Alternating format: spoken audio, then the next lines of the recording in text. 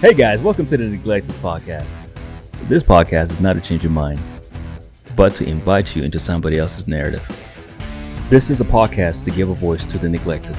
It is also an opportunity for all of us to engage.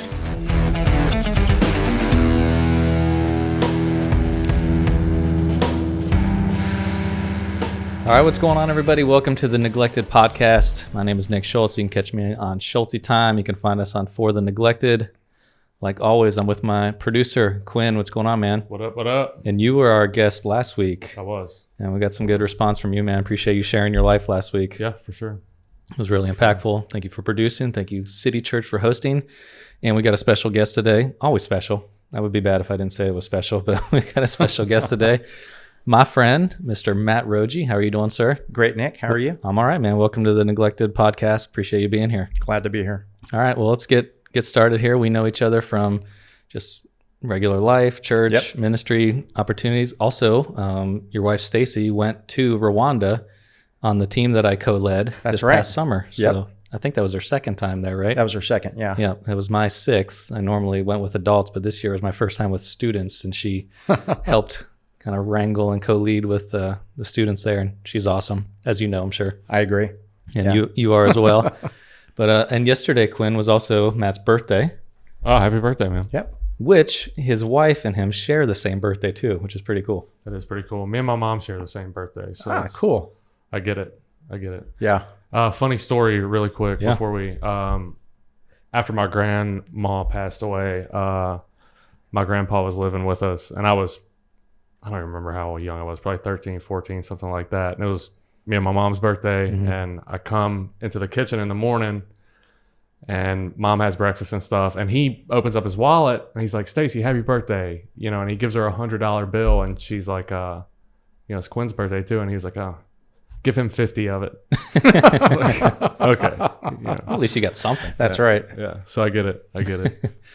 Good deal. All right, Matt. Well, we appreciate you being here, and we always start off with just getting a little bit of background of your life, where you're from, what your family dynamic was like, just culturally, neighborhood. What was it like for you growing up, and what kind of family were you in, and where'd you come from, sir? All right. Well, I grew up in California, up in the Bay Area.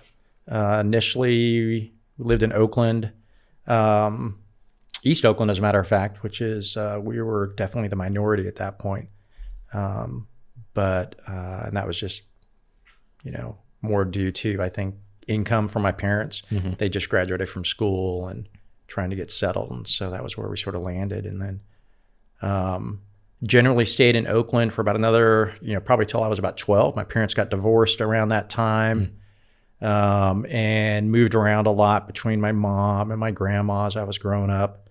My brother generally lived with my dad, but they were still within, hour drive of each other, my mom and my dad. So I would see him, fairly often, I guess, once every other week or so. I'd probably be at somebody's house. I don't have a lot of memories about it, probably because they weren't the best memories. Yeah. And then eventually when I was about 15 and a half, I moved in with some cousins of mine who owned a farm down in Central California. And just because I was fascinated with probably, I look back on it now, it was with work ethic of having to live on a farm and what that looked like. Because I didn't really have that, I think. And so there was definitely something that drew me to that, about being able to learn how to drive a tractor or welding, things like that, so. So what's that like for you? And I'm sure there's a ton of directions you can go with that, but my parents weren't divorced. So I'm always fascinated of what that was like, for what you can remember going through that at such a young age. And you were bouncing from different family members and going through puberty and trying to figure out your identity. And what did that do to you? Yeah, it definitely affected how I was viewing life. I definitely started to make some very poor choices. My brother, he's 2.5 years older than me, and we both sort of fell into similar areas. His story is completely different from mine in a lot of ways, but also at the same way. Drugs became a part of our life, probably at a fairly early age, 13, 14 years old. and of course at that point, just making poor decisions, and there weren't a lot of good memories from that point forward. Some as I reflect more back on what it was like, and just some of the special moments with some people, with like my grandparents, with the cousins that I lived with on a farm, things like that. But were the drugs ever, or anything else that you got in trouble for, was it some of it a coping thing for you personally because of what was going on with your family, or is it just like, hey, teenage, wrong friends and try stuff? Yeah, probably teenage, wrong friends, try stuff. This was California in the 80s. I don't know, maybe it's the same in California in the, what is it, the 10s now or something like something that? Like that, yeah. Almost 20, yeah. But everybody was, smoking dope, and, not much has changed. Yeah. All right. So you go live with your cousins on the farm, and is that where you're graduating high school and becoming a man? Yep. Or what was that transition when you go to college, or what was your next step? So sort of got it in my mind that I'd be able to go to college. I was able to turn my academic career thus far before I moved down there. Was pretty poor. I think my freshman year of high school, I got a 0.5 GPA. And not bad. Yeah, I was shooting for the stars. But I was able to turn that around my junior and senior year. And so I was able to apply to college. I thought that's what I wanted to do. It's what we were told we were supposed to do. And so right. I started going to school, and it was, within about a 30-minute drive from where I was living on this farm. And I slowly realized I didn't know what I wanted to do, but I didn't want to do this. Mm-hmm. There was no motivation to go to school. Yeah. Just, I'd sleep more in the library than anything else. And so an interesting thing started to happen is there was always, probably from I was about 13 or 14, this draw about the military. Where do you think that came from? Not really sure. I have some vague memories of seeing, my dad was in the military for a few years. G.I. Joe? Yeah, I'm not even sure if that was it either. I remember when my brother went in as well. My brother went in, he went in when he was 17, and had a very, I think his enlistment was only for 2.5 years, something like that. But I remember when he came home from basic, and I was fascinated with all this stuff that he brought with him, all this military stuff. And, and again, there was just this idea that, being a soldier, that's pretty cool. And, I hadn't given much thought about it. I hadn't really talked to anybody about it. But, while I was in school, my first semester, one of my friends came back, and he had just enlisted in the Army and went to basic training. And I was asking him a little bit about it, on a serious note of like, hey, is this something that, that I could do? Is this, is it a good deal? And, and he basically talked, he answered my questions, obviously, at that point, to where I think it was middle of December. I met with the recruiter, and ended up shipping out like a month and a half later, January 21st, 1988. Nice. All right. Well, I want to go right into that in a second, but I also want to backtrack before I forget. Sure. I forget sometimes. Just with your parents, do you have a relationship with your mom and dad now? Mm-hmm. Or? Yeah, sure do. I talk to my parents not as often as I should. I just talked to my dad a couple of days ago, and talked to my mom maybe a week before that. I think we've got a pretty good relationship. I think now that I've gained some more wisdom, I recognize those relationships for how precious they really are. Despite, the choices they made, when I was a small kid. And so, yeah, I think I've got a pretty good relationship. Unfortunately, they live in California, and there's no way we could ever afford to live in California. So we don't see them as often as I know they would like, especially, grandson, and for them. Yep. Gotcha. Yeah.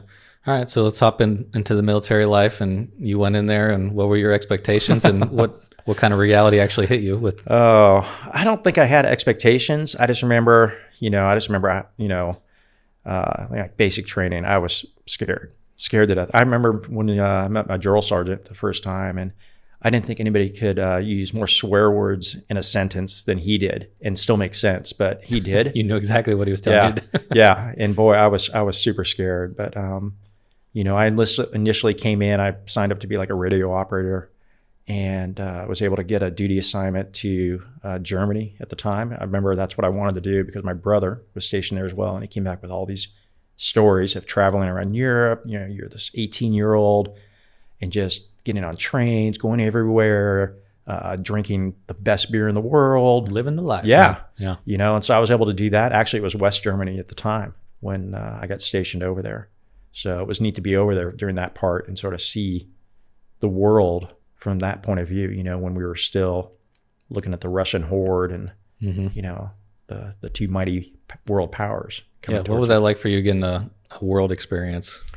It was, it definitely broadened, you know, just my worldview, you know, of people. And, you know, I think the second weekend I got stationed in Germany, a lot of guys, because it's a different culture, a lot of people would tend to sort of isolate themselves and stay on post, stay in the barracks. But, you know, I said, there's no way I'm going to do that. So my second week in Germany, you know, a little bit of German. I went ahead and bought a ticket and went down to a little town. It was about a 4-hour train ride down to Garmisch. I get down there at midnight on a Friday night. Don't know where I'm going to stay, but, you know, I'd try and find a little place and, you know, eventually just stayed the weekend there. And that was sort of for the next about a year and a half that I was in Germany, a little bit over a year and a half that, you know, that's how I sort of lived my life over there, just constantly trying to travel and meet people, new experiences. Were you expecting the military to be your profession your whole life? And not at all. Really? It was Not a at all. short-term kind of thing? Yeah, short term. You know, and I wasn't even sure what it was going to be like after that, but you were in for 20 some years? 22. 22 years. That's a good chunk of time. Yeah. Yep. Longer than you thought you were going to be in? Oh, definitely. Definitely. So why do you think you stayed so long, or what were you doing that kept you in for that long?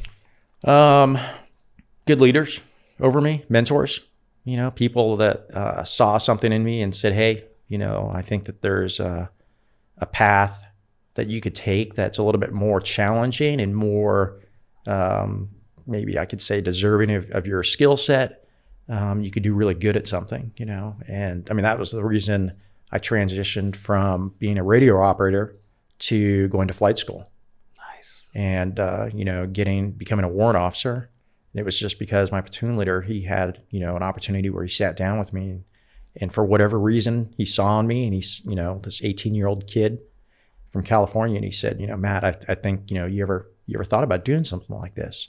You know, that there's more out there than just what you're doing right now. And I had no idea, you know, that these opportunities were available. And so he helped push me in that direction and, you know, helped me figure out how to do the application process and, you know, really instrumental in getting me to that point of being able to go to flight school. It's amazing what someone who you respect can do when they encourage you. Yeah. Yeah. and make you believe in yourself in ways that you didn't even think possible. And especially that setting, if you didn't have somebody do that, who knows what would have happened and exactly trajectory of your life, really. Mm-hmm. And were you married in the military too? And when did that happen? No, I didn't get married until, so this is 89 was when I was applied to flight school and got accepted. And so didn't end up meeting my wife until the end of flight school, which was 1990. Okay. And then we ended up getting married in 94. Okay. And what year did you get out? 2010. 2010. Okay. Yeah. So not too long ago. Yeah. Very good. Okay. Give us an idea. What are some of the hardest things about being in the military that maybe we wouldn't expect, or that you went through personally, whether it's a physical or a mental kind of thing? Oh boy, that's a tough question. The hardest things about the military. I mean, there's, you know, it's funny, you know, soldiers, we always, you know, we'd joke and we would say, you know, I mean, we can complain about anything, you know, just like anybody. Yeah, sure. Exactly. You know, and sometimes, you know, we sort of even take pride in, like, you know, complaining about it. You know, I mean, if we had, we used to joke that, you know, over in Afghanistan and Iraq, especially when there was a big buildup, the mess halls would after things were established, they would start serving every Friday night. They would serve us steak and lobster. And nice. Yeah, and you would think, you know, but at the same time, you're like, oh, steak and lobster again. I'm gonna complain about it, you know, and my steak's overcooked and my lobster's too rubbery, and you know. But I mean, you know, the hardest part. I mean, I can't, you know, I mean, seriously, I can't think of. I mean, there was, you know, constantly having to, especially once I had a family, having to say bye to the family again. I mean, obviously, that's a difficult part, and that happened. Sure. I mean, that's hard for anybody. Yeah. And you were over there. I mean, we had Desert Storm. Were you part of any of these major like military initiatives? Or were you based back home or other places during some of this stuff, or 9/11, things like that? Yeah. Let's see. I was actually home on leave when Panama happened in 1989. I was left Germany, and I was getting ready to report to flight school, and so I was home when that happened on leave. Desert Storm happened the following year, and I was still in flight school. And then, probably one of the next big things that happened is 9/11. And so, I mean, it was, right in the middle of it. We were stationed here in Savannah when that went down. Where have you flown in other countries? Let's see. And what kind of, is it different kind of helicopters, or is it a specific one? Or for the most part, it's always been the CH-47, the Chinook helicopter. I flew that for about the first 11 years of my career. Okay. And what's unique about that one, maybe compared to other ones then? It's the biggest. Okay. That's at least, and there might, somebody will probably come on here and say, well, technically this other one is, but. Are you taking soldiers places? Are you shipping equipment, or? It varied. For that first 11 years when I was flying the Chinook, generally we would put, infantry soldiers in the back, or when we were in Korea, we would do missions to where we would sling load these big, huge 155 millimeter howitzers below us. And they were, those were fun missions because they would call them gun raids. And we'd come in with a flight of 4 helicopters and with these big howitzers slung beneath us. And we'd put them down, and we'd land right next to them, and the gun crews would jump off. And, and their goal was to try and, get rounds down range as quick as possible after we set them down. So I did that. And then it was 99 is when we came back here to Savannah, and I applied for and assessed, was accepted to the unit that's here, the Special Operations Unit. And so I still flew the Chinook, but it was the modified version. And so we see them flying around here in Savannah. They've got the probe that sticks out the front. Yeah. They're more of a matte black color. When's the last time you flew a helicopter? 2009. Okay. Yeah. And you haven't been in one since, or flown one since? No. Not even been in one. Okay. Well, I'd love to know if you're willing to share just kind of an experience you had when you were in the Army and flying, and just kind of what happened. Was any dangerous combat things, or something that, other people were injured, and something you experienced that, maybe you don't have to give all the details on, or whatever you want to, but it was just, kind of combat related or accident related that you've witnessed or been through. Yeah. It's funny you ask that, and I think about all the different situations and the times when, things that would make the heart beat faster, or after the fact, you realize, man, I can't believe we just did that, or got away with that, or nothing happened. But, and I think it's important to also, for me to say that, my story is going to be very similar to a lot of other soldiers and sailors and airmen stories, and that, I don't have the market on being in combat. I don't have the market on getting shot at, having friends killed, and which I think is, really cool about this podcast, though, because, get people to go out there and maybe, hear some stories from others who have experienced these things in an appropriate way, of course. Yeah. But, I don't claim that, I was not G.I. Joe. Yeah. I mean, I loved what I did, and, loved the people that we supported. Our customers is how we would refer to them, after 9/11. And good. I mean, there was constantly times over there. And I think for the first couple of years after 9/11, when we were in Afghanistan and Iraq,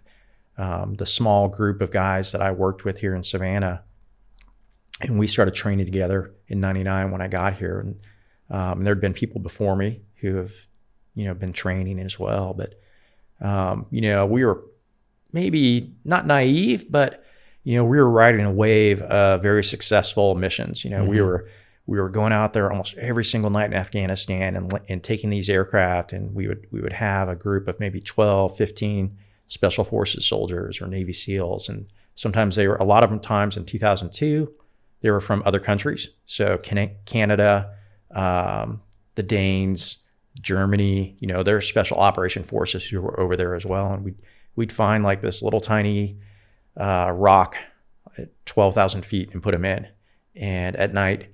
And just by virtue of doing that of itself, we'd come back with holes in the aircraft from boulders and sometimes missing landing gear, not from getting shot at, but just because the terrain was so dangerous over there. And it was so, it was dark, it was dusty, and it really pushed us in the aircraft, the whole crew, to the limits. So we sort of rode that wave. We did Afghanistan. We came back, I think it was middle of October of 2002. We had about a 2-month period to where we started planning for Iraq. And then in January of 2003, we said bye to our families again and, went to Jordan to get ready for the Iraq invasion.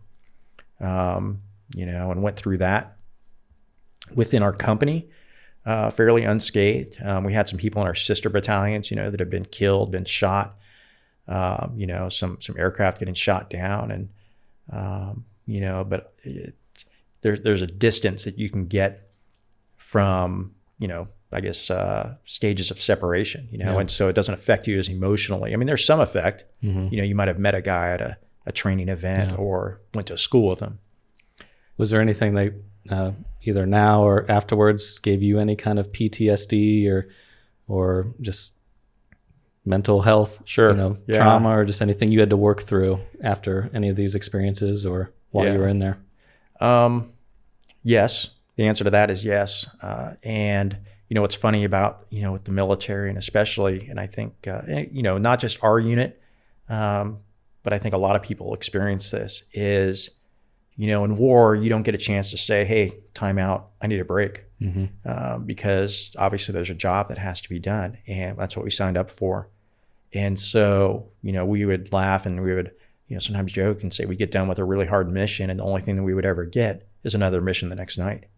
And so there's no time to process.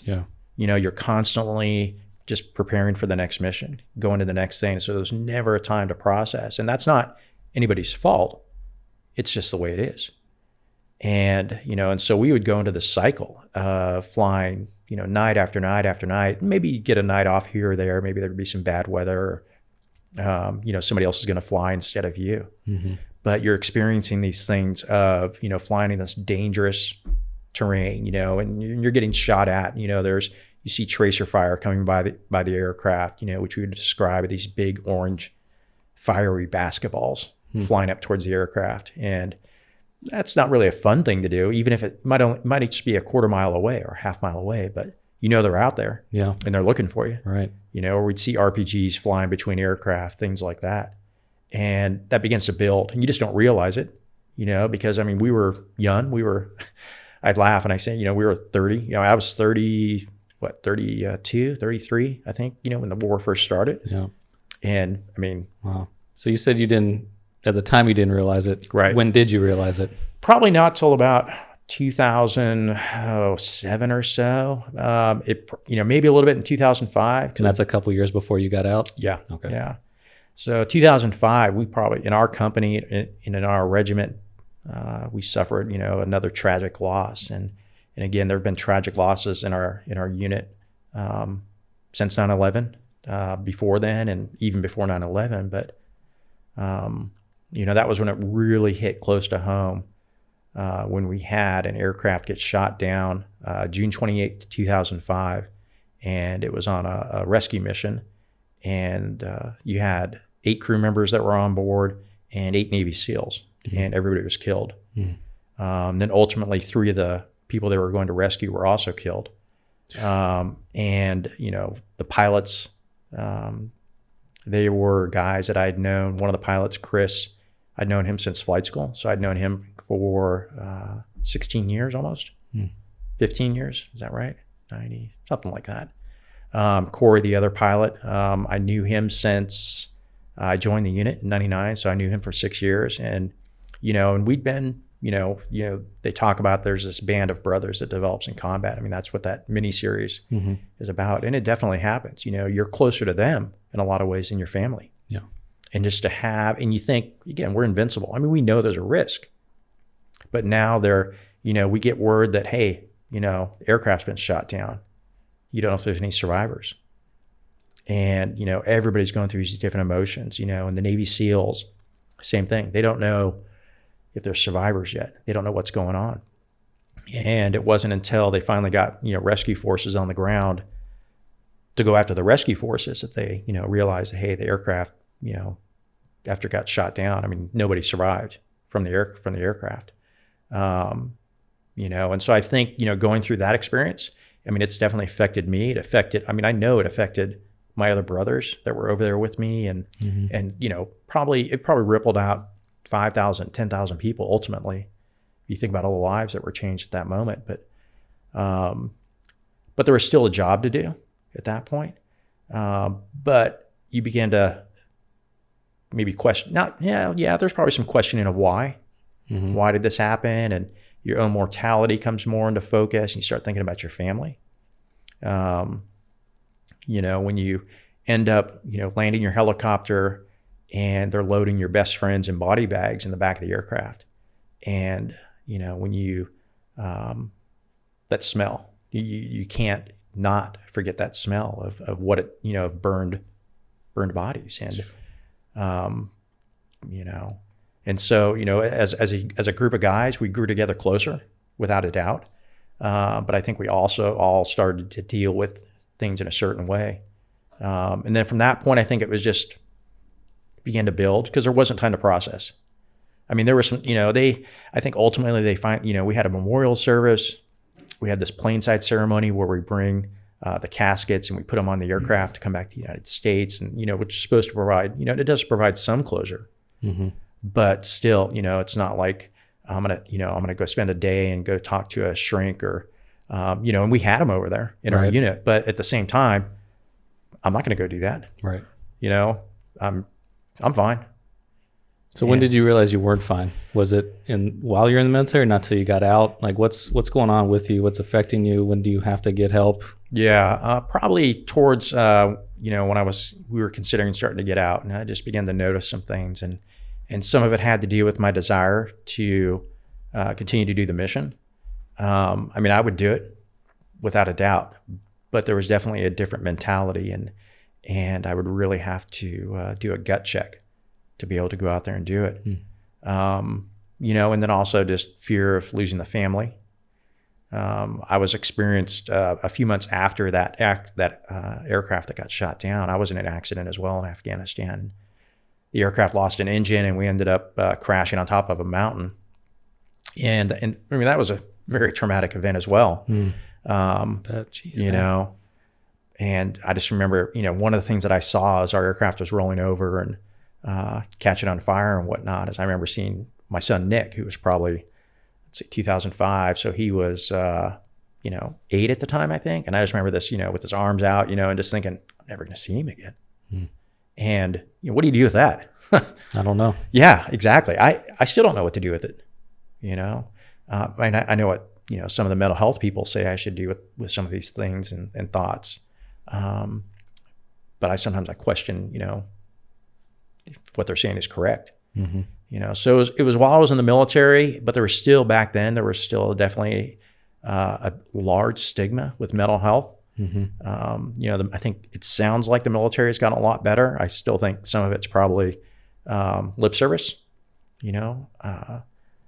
but from guys that I've talked to who've recently gotten out, and a couple that are still in, it's gotten a little better. But when I was in, it was, if you got referred to behavioral health, that can prevent growth and opportunity. Right. Yeah. And so it wasn't until I had gotten out, I had submitted some stuff with the VA, Veterans Administration, and for a couple other injuries, back and neck, for disability. And they also referred me to see a civilian psychologist, and I can't remember the reason why, but it wasn't for PTSD. And I sat down with him, and he's just like, well, just tell me your story. Tell me what's going on. And that was really the first time somebody ever asked me that. And I just started, it was like word vomit. started coming out.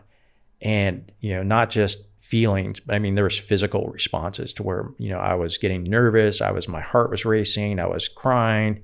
And he looked at me, he goes, "Did anybody ever tell you that you might have PTSD?" And I go, "No." And, ultimately, that's what, as we talked, and super great guy, a civilian that right here in Savannah. And he just, and he came over, put his hand on my shoulder and just, even though at that point, he even told me, he says, "This isn't supposed to be a counseling session. I'm just supposed to diagnose you, but, man, I feel for you." And that sort of began this journey of trying to understand what's going on in my head and how to deal with it, how to live with it, how to thrive instead of just survive. Yeah. And that's what I think is so interesting about you, is that we talked about this before we went on air here, is that, somebody comes up and talks to you, it's like, oh man, can tell this guy's got his act together and he's super just diligent and well-spoken, and, talk to anybody, and he's got a smile on his face and can help anybody at any time. And, look at him, like you said, but you have no idea what's going on behind the scenes and what you've went through. And which is a lot of what, Quinn, we talked about last week too, is just, you just don't know what people have gone through, and especially with the stigma of mental health too. It's not an easy thing to just bring up in conversation, when you've got 5 minutes to talk about it. And, you're someone that's around people, and we'll get to kind of what you're doing now. You help people. Mm-hmm. Now that you're out of the military, you've went overseas to help people, which we'll talk about in a minute. And you're here helping people, but you're someone that's had to admit that you need help. Yeah. And what has that been like for you, even now, even if that was a decade ago, or however long? What are you still dealing with that, if I don't keep track of, and I'm honest with myself, like, it can still affect me and my marriage or my life? And, what's that like? Or what do you go through? Right. Help us paint the picture of what that's like for you. Sure. I mean, there's still, anything can trigger, these memories and these events, and it becomes very real, and so things on the news about things that are happening in the Middle East, even hearing helicopters or the artillery fire from Fort Stewart. And these are common probably to a lot of people that have been, combat veterans, certain smells, and it just begins to trigger, for me, anxiety, fear, a desire, and which creates this desire to isolate myself. I know you're familiar with the Enneagram, correct? Mm-hmm. And, I'm a 5, so I like to plan stuff and very methodical. And when I'm healthy, I should go towards this 8, this strong leader who's going to step out. And without a doubt, when I was in the military, that's what I did. Under stress, bring more. Right. I mean, that's just, I loved it. I would thrive on that. But my unhealthy tendency is to isolate. And, I will do that. I mean, that's the easiest thing for me to do is, when things get stressed, when I start to feel that the world is closing in, when I start thinking these dark thoughts, of my worth, of who I am, what's my identity, what should I be doing?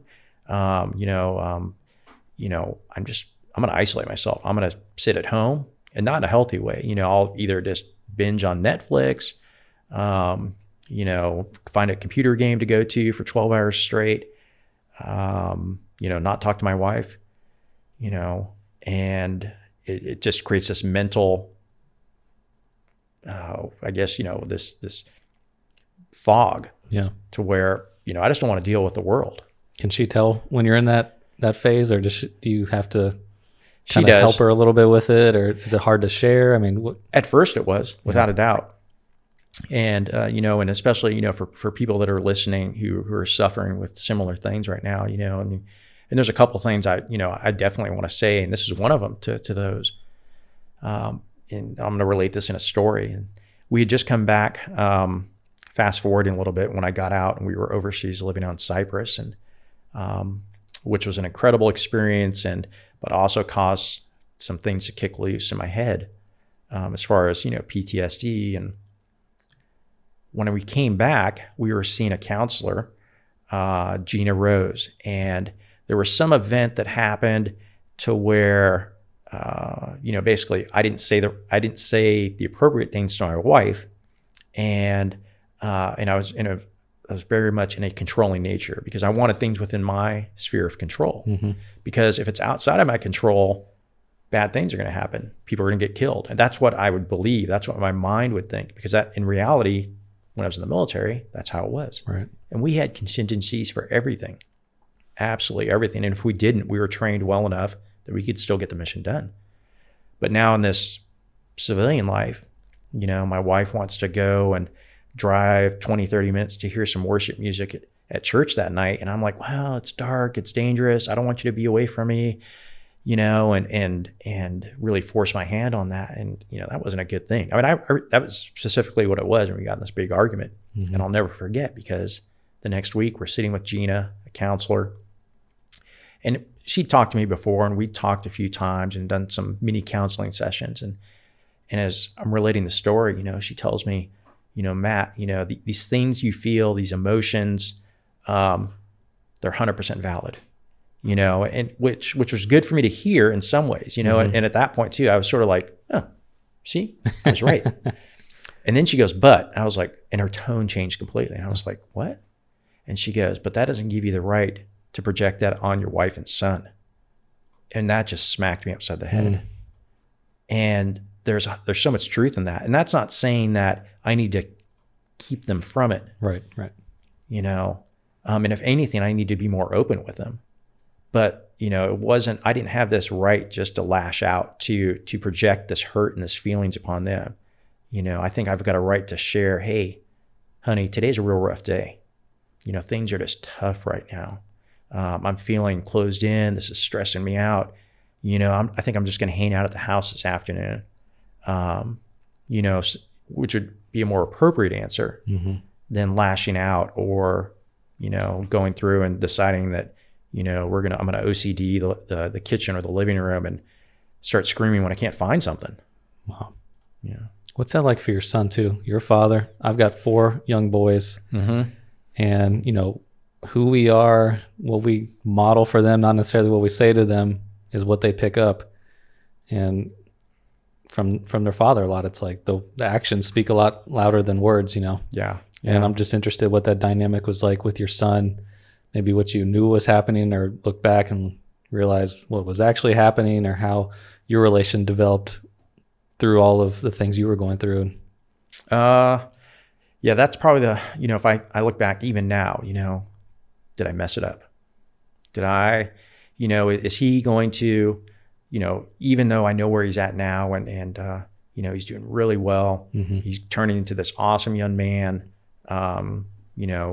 adulting, he's making some great choices, and I see that where it's at now, but I still, wonder, all right, for some of these things that happened, and sometimes when he saw me in a not a healthy way, and he knows it too now, to where he'll sort of joke and, like, Dad, are you getting stressed out right now? Or are you, because he knows this mode that I'll go to where I want to isolate myself, or if I start to get snappy or angry. And I've had talks with him, told him, hey, this is the reason why and he knows the different things that I've gone through. I mean, if he asks, I'll share, but, he remembers these guys that were killed. He was, not that old yet, but he definitely remembers who they were, and, and understands the memory and how important it is to still remember them. Yeah. But I think ultimately, I owe a lot of that to my wife. The fact that he's able to, still live, I guess I'm going to say, normal childhood growing up while I was constantly deploying, and, because she tried to keep things as normal as possible while I was gone. Gotcha. Well, I want to make sure we get a couple of these other topics before we end, but you mentioned Cyprus, and you decided, you and your wife and your son too, right? Yep. You all went and lived in Cyprus, which is a island in the Mediterranean Sea, and it's correct me if I'm wrong. I'm going to try to impress you and see what I know about it, but it has Greek culture. Yep. But it's not owned by Greece. It's technically Turkish, or Turkey runs it, or close. Okay, so close, almost there. But it's surrounded by Greece is over here, and you got Syria and Jerusalem, and man, it's right in the middle of a lot of stuff going on. Yeah, definitely. So now, and I can't remember the exact year, but it's its own. The Republic of Cyprus is an EU nation. Okay. And but since I think it was 1974, Turkey had invaded to protect some of their interests. And, you know, obviously politics played a huge role in that. Race played a huge role in what was going on the island, and still does today, as in much parts of that world right now. So what are you doing there, man? Why are you taking your family there after getting out of the military? Yeah, this is a crazy story too. So, you know, my worldview got changed. And, you know, I didn't grow up in the church at all. And, but, you know, again, I had somebody who decided that it was worth it to invite us to, you know, come and join them for a service. And that began this journey that, you know, that I started to have of who God is, what that means to me, you know, and ultimately of who Jesus is. And through that process, as I began to learn more and more about who Jesus is and what he teaches, what he asks of us to do and why, you know, it really came upon both my heart and my wife's heart that we wanted to go overseas and share that, you know, not force anybody to convert or, you know, but we felt that, you know, the teachings of Jesus that's laid out, you know, that we see in the Gospels that, you know, of, you know, love God first, love your neighbor second, is there's so many people around the world. And so we learned that there was this group of people on the island of Cyprus that had never heard that before. And they also turned out to be 99% Muslim, which was sort of a flip or you know, a big 180-degree turn from what I used to in the military. And because, you know, you're not going to, at least I don't think we hear on the news, and you're not going to hear politicians saying it's this war, you know, the West against Islam. But their motivations and their ideology, you know, fighting the Taliban and Al-Qaeda and ISIS and all these people, it comes from, you know, their view of the world as well, and Islam. You know, so instead of going over to their fight them, you know, I wanted to go over there and really just love them. That's really interesting. And that was a whole God heart flip, just incredible, that only he could do. How long were you over there for? We were just a little bit over 2 years. Okay. What was the thing you learned the most, you think, either about yourself or God or just people that are different than you? What? Well, the people, I mean, great culture, great people. I mean, they were always friendly. You know, most of them had Turkish backgrounds or Turkish heritage. And because of that, you know, in Turkey at that point, you know, or even, you know, I don't know how it works out now, but, you know, they're an ally, they're part of NATO. And so with some of the people, some of the guys, there was a common bond actually that I sort of felt and was able to share with them about being in combat. Because, I mean, Turkey's been either fighting, you know, they've got their problems over in the east with the Kurds, you know, and then also on the island of Cyprus. I mean, in 1974, there was a big fight that occurred. And so a lot of the Turkish Cypriots had been involved in that war, you know, and so even though they're, you know, had this worldview of Muslim, you know, from the Muslim world, you know, and mine was now coming from this worldview of Christian, there still was a common bond, but, you know, and so there was never any animosity. There was never any fear. We never felt, you know, in danger for our lives, nothing like that. I mean, these are just some really great people. And, you know, while we were only there a short period of time and learning the language, you know, I received a lot of questions, you know, why would you come over here? You know, why would you be here? And, you know, and I was able to sort of share my testimony too of how God sort of changed my hearts for this huge population of the world. Because I would, you know, before then I would just lump everybody, you know, into the same category. Every Muslim would be in this terrorist, everyone. But God really sort of flipped my heart. Wow, that's really cool. And I'm sure that was a really long 2 years, but that's a really short time in someone's life to be over there compared to how long you've lived. And was it therapeutic in any way too? Like God was healing you for a short period of time before you came back over here? No, I think it was almost more the opposite. It Really? allowed some other things to open up. Wow. Because I was pulled out of my comfort zone. I was pulled out of the things that I could go to cope. People, because, and this is, and I use this now, when I help and teach and lead people now, when you're here in the States, if you don't want to hang out with your neighbor, if you don't want to maybe go out with a group of friends that night or go to church or whatever, it doesn't matter. You can just, no, I'm not going to be there tonight. I'm sick, blah, blah, blah. And you can go and binge watch Netflix, take a nap, an Ambien, whatever, and it's so easy for us to do that here in our culture here in the West. When I was overseas, and there was just a few families, American families that were there, and we were all on the team together, and that had I make that same choice, and there was definitely times where I just wanted to just check out, but I couldn't because, my team leader, John Mark, he was not only my team leader, he was also my friend, the guy I'd want to just go hang out with, maybe have a game night or a guy movie night or go camping. He was my boss, my coworker, spiritual advisor, and also just somebody just that I can vent to. And if I was to shut him out, and not because of him, but just again, that desire to, things are tough. I just want to isolate myself. That's going to lead to destruction, regardless of whether you're a Christian, a Muslim, don't believe anything. Right. That's not healthy for anybody. And so what I found over there is because you're in a high stress situation, it's cross-cultural, you don't speak the language, which is fun for like a month. And then you start to learn that, oh, wow, they don't even have grape jelly in this country. There's got to be something wrong. And so there's this time period that really makes you upset, or the concept of personal space or waiting in line, these things that we come to expect as normal in the West. And we know we're going to experience this going in, but it just began to trigger these other stresses and emotions. And so, it is what it is. I look back on it now and, maybe it wasn't necessarily the best choice that we made at the time, but we didn't know everything either as far as what God had planned for us and how that was going to manifest itself in the field. And so, that was one of the reasons that we ended up coming back to the United States, is just, partly because of my mental health. Wow. Interesting.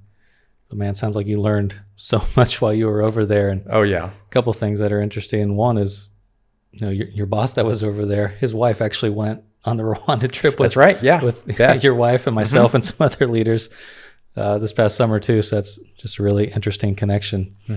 But I also think, I definitely don't think that time was wasted. You probably don't either. No. But how it set you up for what you're doing now, really. Yeah. And helping other people kind of go into doing what you were doing, trying to do there in Cyprus. And so let's kind of cover that for one of our last things of where you're at now in life. And you already mentioned your son's in college. Yeah. And yeah.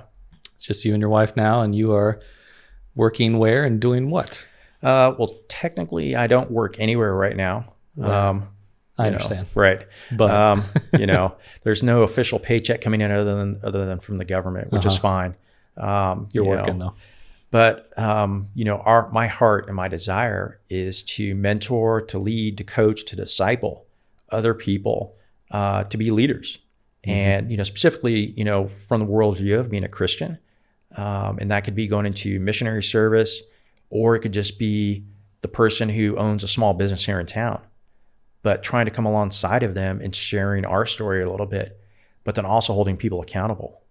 And because that's something that our culture, yeah, that's so good. We lack so much, and it's so easy, and that's, we talk about, I talked about your community and what that looks like. And in the States, you can just check out like, nah, I just don't, I'm just going to say I'm sick, or my hamster died, or whatever. And people just, and the small group that my wife and I lead, which started through a series of events, but, I brought some of that accountability of what we learned. And, we tell people, you got to come. And people are like, what? It's mandatory? Well, obviously it's not mandatory, but if you want to commit to be part of this group, that means when you have a bad day at work and you don't feel like coming, right, you're still going to come. Right. And you don't have to say anything. But I know how unhealthy it is to go home and isolate yourself if your head is messed up. Because you're going to start thinking bad thoughts. You're going to start thinking you're a failure. You're not worth it. And so trying to teach people things like that, which is going to change their outlook on life and allow them to operate better, to be better leaders, and in the Christian context of how to love people better, of how to, listen. Yeah. Actually go out and love. Yeah. Love is a verb instead of just saying all the time, we love everybody. Right. Here, do it in your real life, in the real world. Yeah. And yeah, that's part of the reason we're doing this, is just having opportunities to do that. It's like, stop talking about it or saying you're this when there's no accountability to it. Right. And I think that's great. And what's the name of kind of your teaching or the course or some of the stuff that you use to do that? Well, we also do we started teaching a world, it's a world missions course, and people will say, especially within the Christian church, they'll say, oh, missions, that's not for me. And that's for the people who like to go eat bugs and go to foreign countries in Africa. But really it's just a course on, what God's plan is. And it's called the Kairos course. We brought it down here about 2014, I think. And so we started teaching that. And the neat thing about that, we just finished one last night. And the really cool thing is, it's not just, within our church. This is something that we have been started working with other churches. And so we've got, I think, representation now from probably 5 or 6 churches in the area, and to where we're getting the church leaders are excited about it too, because, it crosses the ecumenical lines, if you will, and really gets to the heart of who Jesus is and what his desire is for us. And so, so we do that, and then we just get a chance to, if people come out of that and they're like, hey, I think I want to go do this. There's something bigger out there. I know it. And so we'll come alongside of them and start walking with them and trying to help point them in the right direction. Yeah. And I appreciate what you're doing too, man, as a former pastor of, hey, you're not just going out there like trying to convert people or go to these places and not understand them. Like you are understand people that are around you or people that you want to go love, especially people that are different than you. Go understand them, be in their lives, and learn how to love them where they're at. Yeah. Unconditionally. Yep. Without, trying to get something from them or make them believe what you believe or make them do whatever, and learn how to love people that are different than you are all around you. And you learned a lot of that the hard way too, and had your world rocked. And I think it's really cool that you're teaching other people how to do that. And I can tell that you really enjoy it, and it's meaningful. You don't call it work, but I call work. I don't care how you're getting paid. Like it's right. Like that's good work, man. I appreciate it. And just kind of to wind it down here a little bit, we always do at the end of the podcast, want to know how somebody just can enter into someone's story or the life of some of the things you've went through, just on a personal way, whether it's, you can hit a couple different fronts. It could be somebody that's PTSD or been in the military, experienced combat or trauma, or just mental health, or just struggles with worldviews on things and they're not there yet. What could somebody do to just simple ways to make an impact in someone's life with things that you went through, or just some of the things you see out there? The mental health one, boy, that's a hot wire to go towards, especially for veterans. And because there is it gets a lot of press, and which, I'm thankful for. But sometimes at the same time, you sort of wonder, what's the motivation behind these programs and the money that's going towards it? But I think, if I was to say to somebody, if you know a veteran and of how you could come alongside of them, and I think probably one of the things that most of us do not enjoy hearing, and there's probably a pride issue with this too, and I realize that, is when you start to share your story, or hey, it's just a rough day, and people will say, well, and it's a natural response that, well, man, I just can't understand what you're going through, but and and we don't want people to necessarily have that empathy of, because whether you're a combat vet, or maybe you're a sexual abuse victim, or a car accident, or you've been in a house fire, there's all these different ways that post-traumatic stress can can manifest itself, or different things that can cause it to happen, And so, of course, I can't empathize with somebody, a rape victim, but I can just come alongside of them and put a hand on the shoulder, tell them I love them, and I'll listen to whatever you have to say. And, but sometimes it's, when you hear that word of like, people are always, because when you say, well, I've never been through anything like that, you're elevating them. You're putting them on a pedestal in a way, and they don't want to be on a pedestal. Right. It's interesting. Yeah. I don't want to be in the spotlight. But if somebody says, hey, man, I'm just here. And, if you just ever want to talk, and, no judgment, and I'll listen, and I love you. And I think that's really a useful thing for people. And, for people who struggle with maybe their worldview, it might be very laser focused on a certain culture, or you've got to take that step. You've got to find somebody who's different, and it's going to be your neighbor. It might be somebody who works at a store you go to. Just taking an opportunity to make a new friend. It's a coworker. Here in the city of Savannah, we're I call it blessed, the fact that we're becoming more multicultural, whether it's refugees coming from overseas or places like Gulfstream who are bringing a lot of foreign workers here. And so, we can start to see that within our community, what that looks like. So the opportunity's there. It's just the choice. Am I going to go out there and take a risk? And it's going to be hard. It's going to feel uncomfortable.